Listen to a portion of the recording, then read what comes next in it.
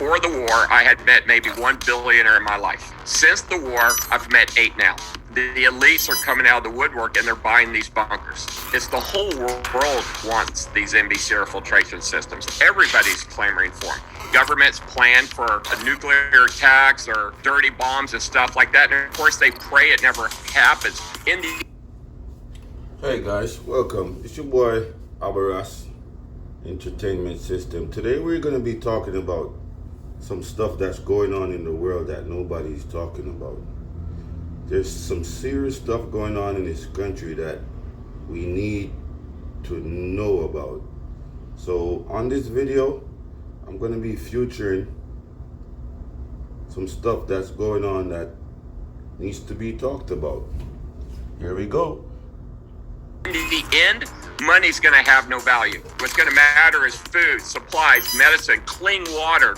People have to prepare when things are calm. They can't wait till wars break out. Otherwise, the prices are going to skyrocket. You're not going to be able to get the food and supplies. People always panic by at the last minute. They got to stop doing that. It's better to have it, 5 years too early than get it 5 seconds too late.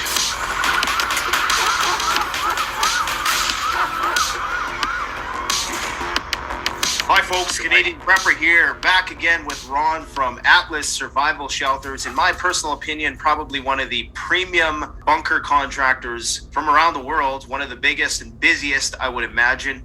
I want to have Ron back to understand the state of the industry right now. And for me personally, if there's any canary in the coal mine when it comes to what is going on in the world, it's the bunker building industry. Because if the people who have enough money to buy a bunker are starting to build them in mass, and that means that something is coming. Kind of like when the animals and the birds, fly away before an earthquake strikes. That's what I view it as. So Ron, how are you doing, man? And maybe you can fill us in a bit on what is the state of the industry right now. Well, it's busy, and it's been busy even before the war. The war just made it kind of crazy for me. It was the Monday after the war started. So the war started on a Wednesday or Thursday. Then that Monday afterwards is when my phone started ringing, and I'm talking every 30, 40 seconds. And it stayed like that for about 3 weeks. Then on the 4th week, it slowed down a little bit, but it was like every 2 to 3 minutes. And then the last week or two, it's really slowed down. It slowed down to like pre-war numbers for me anyway. But it's always been busy for me, because I have my YouTube channel as well. And that creates a lot of costs. So I've always been busy. But the war thing, I didn't need the war to be busy to make bunkers. We don't need the war, period.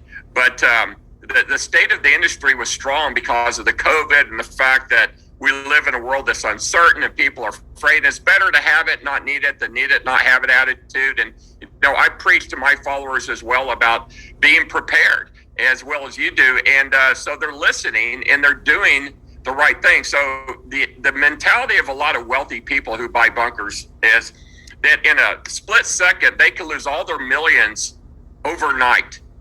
And their attitude is, I'd rather take some of this money and put it in a bunker in the ground and hope I never need it and use that as my plan B than to not have one at all and then lose my money and what I got. I'm just like every other Joe Blow walking down the street looking for food. So that's why people are buying bunkers. And the bunkers I'm selling, as you know, they're going underneath houses. So they're doubling as like a wine cellar or a gun room or a movie theater or a man cave or just some kind of hobby room. So they're not going to waste if they put them underneath the house. Yeah, it's interesting that you say that because, if we were ever to have a 0 day like that where, the banks just got wiped out or whatever, all of your wealth would essentially be for naught, and possession would literally be 9/10 of the law. And basically what you had on your person would be what you are physically worth. So have the prices of bunkers increased since we spoke last time? And for people who don't know, me and Ron have done these kind of interviews before. He goes into great depth about all the nuances of bunker building, and all your questions will be answered in all those videos. The purpose of today's video is to get an update on the state of the industry. So what are the prices of bunkers? Has it gone up even more? Because I know last time when we talked, you were saying that the price of steel was really high, and there was a pretty high bar for entry into this thing. Well, the price is still tripled or even quadrupled. 2 years ago, I was paying 30 cents a pound for my plate steel. Today, I'm paying $1.25 a pound, so that's more than quadrupled. So I would say the price of the bunkers has gone up probably about 30 to 40% from, say, 2.5 years ago. But I haven't raised anything a penny since this war started. But I can tell you, since the war started, the price of steel's gone up about 5 or 6%. The price of the air systems has gone up about 40 to 50%. But I am holding the prices I had a year ago because they kind of maxed out a year ago. So I'm holding the line right now, but I don't know how much longer I can hold it. But I'm trying to keep the prices to where everybody can afford one. And the good news is I'm getting ready to come out with a bunker for the average guy. I'm getting a lot of calls. People can't afford my upscale bunkers. I'm like, I found that sweet spot, and that sweet spot is around $40,000. So I'm going to produce 100 shelters at $40,000 that are called the Garnado. And they're 8 feet by 10 feet. You can get maybe 2 people, 2 adults and a child, or 2 adults and a dog in there. They're going to have a mud room. They're going to have the gas tight door. They're going to have the Swiss air system with the manual override crank. What they're not going to have the underfloor storage, and they're not going to have the 8-foot tall ceilings. They're going to be 7-foot tall ceilings, but I can ship them in one piece. So there's no welding required. So I'm listening to people. And my goal is to be able to get a bunker delivered and installed for $50,000. So I'm getting ready to produce 100 of them. I'll see how it goes. If it goes well, maybe I can produce more. But the problem is I can't hardly get 100 air systems for these 100 shelters. The same air system that goes in a $40,000 shelter is the same one that goes in a $200,000 shelter. So it's like you have a bullet. Do you use the bullet to shoot a deer, or do you use a bullet to shoot a rabbit? We give you a little snack. A deer will feed you for a week. But I listen to people, and I care about the average guy, and I want to help them. So yes, I'm going to do that, and I'm going to put a shelter out there in the next week that people can afford, so the average blue collar guy can get something delivered, so he has some chance of survival in a bunker. That's interesting. So you're saying a lot of the components that go into making the air filtration systems and perhaps some of the other parts of the bunker are in extremely short supply. And I know that first and foremost, with my experience in selling various types of preparedness supplies, that there are major shortages right now. So I guess the question would be, how long would it take if a person was to place an order with you today? How long would it take for it to actually get in the ground or get shipped to them, realistically speaking?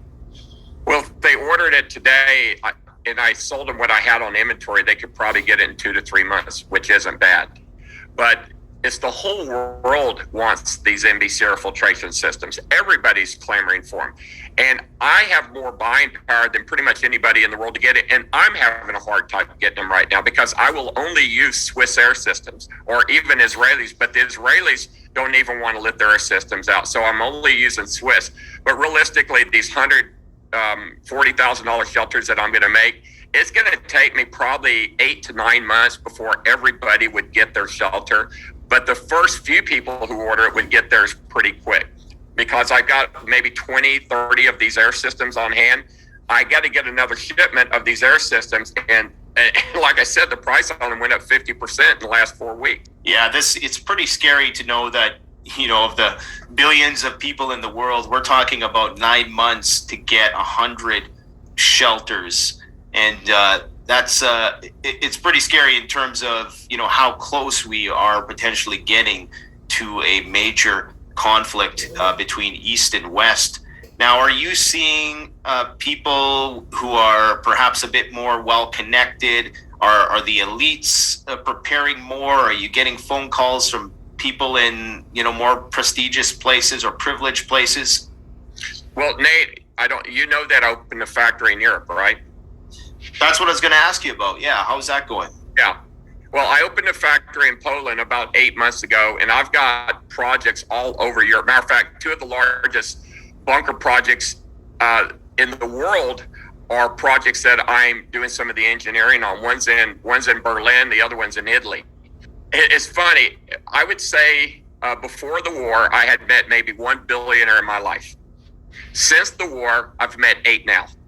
And the elites are coming out of the woodwork and they're buying these bunkers. And they're not buying small bunkers. They're buying my Fat Boy. So I haven't even done the video on the Fat Boy, but the Fat Boy is my latest and greatest big bunker. It's 14 feet wide, 50 feet long. It has 10-foot ceilings in it with a sunken living room, and we transport it in one. Do you guys hear that? The elites, I repeat, the elites are ordering these stuff. So just do the maths and try to figure out what's going on. Something is not right. Something is not right. One piece. It weighs 80,000 pounds. It is ginormous. But the people, it's like I've learned, if you build it, they will buy it. So there's guys out there that buy these RVs, these coaches, like a Newell coach, which is like a bus, and they cost $2.5 million. I know one thing that's in common with the people who buy the Fat Boy, these guys have car collections and they have these big fancy buses. They want the best that money can buy. Because, I would say the average age of them is about 70 years old. And I guess they have the attitude, you can't take it with you. You might as well spend it and have some fun with it. But my shelters that I'm making right now, I mean, these things, they're nothing short of a beautiful home. They don't feel like a bunker. They don't feel like you've been locked into a county jail. You feel like you've been into one of those mini cabins or one of these small mini houses that you see next to the highway that people sell. And you walk inside, you're like, wow, these things are beautiful. I'm taking a lot of pride in the shelters. I'm making them livable so you can use them in the meantime until shit hits the fan and then you really need them.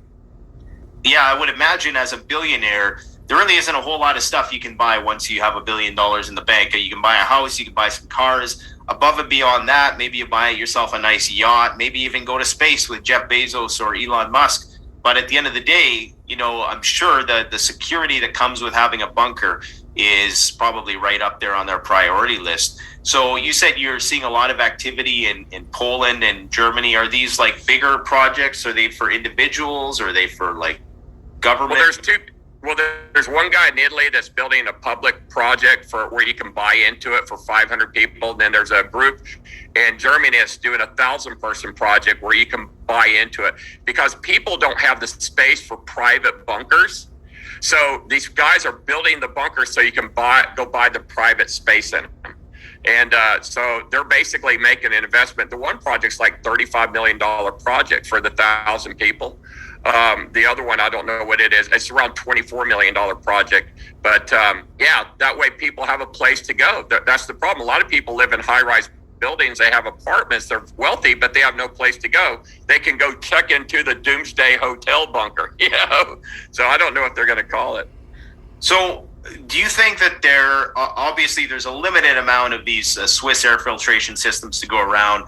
Do you feel that perhaps there are governments who are maybe taking up a lot of the inventory right now? I mean, for the most part, it's people replenishing their air systems that they have. They're replacing their filters. They might be coming. The filter will last like 25 years before you're supposed to replace it. Now, they can last longer if you keep them dry. But I think a lot of people are realizing, maybe I should go change my filter now. But it's basically in Europe where they're made, in Switzerland, it's the steel, it's the carbon, it's the materials to make the HEPA filters. There's just a shortage on them, and then the price has gone through the ceiling. But one of my two suppliers is getting me the materials that I need. The other one is kind of booked up till the end of the year. So I'll get the products for the people. And what about in the USA? I mean, I know you're based in Texas. Are you seeing an uptick in interest there? I mean, obviously there's always an interest in America for bunkers, but has that been increased at all as a result of the war? Yeah, well, the war has opened the eyes to a lot of people. So a lot of people are buying bunkers that were on the fence. I mean, there's a lot of people watching your videos right now that's like, oh, God, I can't believe I'd buy a bunker. But guys, the bunkers I'm making, as I said, they're a part of your life. They're an integral part of a brand new house. So if you stick it out in the middle of a field or you stick it out in the yard, you're not going to use it as much. But when you build a house and you stick it under the house, it's no different than having a basement like people in Canada all have. Everyone has a basement up there. And you go down there and you turn them into game rooms and bedrooms and you use them for storage. Well, the safe cellar is what I call these. They're just an integral part of the house as well. So they're not being wasted. And that's why I'm producing all the videos as well, Nate, to show people it's not a waste of money. And you know what? It is funny, Nate. 10 years ago, I used to always have to sell them as a game room or something fun. I don't have to talk like that no more. Matter of fact, the people, when they come in, they're already sold. They just want to get an order in, and they want to get it as soon as they can. It's better to have it, 5 years too early than get it 5 seconds too late. But people have to prepare when things are calm. They can't wait till wars break out, then try to get their bomb shelters. They got to take a leap of faith, buy their food, buy their supplies, and get a bunker in the ground when things are calm. Otherwise, the prices are going to skyrocket. You're not going to be able to get the food and supplies. People always panic by at the last minute. They got to stop doing that. They got to be proactive and do it in advance. Well, that's what I'm leaving with you guys today. I hope you take some knowledge from that. Please like and subscribe to my channel. I really appreciate you guys for the support. Thank you for helping me build this channel. Once again, y'all have a blessed day.